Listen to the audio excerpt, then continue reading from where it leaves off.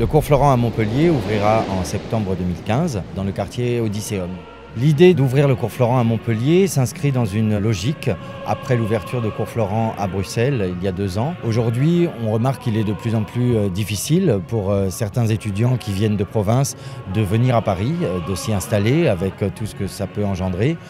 L'idée, c'est de se rapprocher aussi des personnes qui auraient envie de bénéficier de l'enseignement du cours Florent, de venir chez eux et de proposer le même enseignement qu'à Paris. On détache le chien parce qu'il hurle.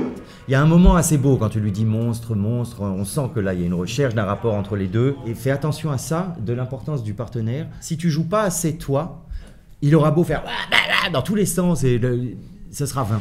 Ce que nous proposons sur Montpellier, c'est la formation initiale, telle qu'elle existe depuis toujours au cours Florent, c'est-à-dire le cursus de formation axé sur l'interprétation et le travail de plateau, un programme qui se fait sur 3 ans. Les acteurs, ils doivent porter une sorte d'atmosphère. Si on n'est pas sur le bon tempo par rapport aux autres, il y a tout qui s'écroule. Les cours se déroulent à raison de 3 fois 3 heures par semaine au minimum. Ces heures pourront ensuite être augmentées par des enseignements spécialisés, des masterclass, des rendez-vous, la fréquence des cours, le tarif. On retrouvera exactement les mêmes choses qu'à Paris. Peut-être.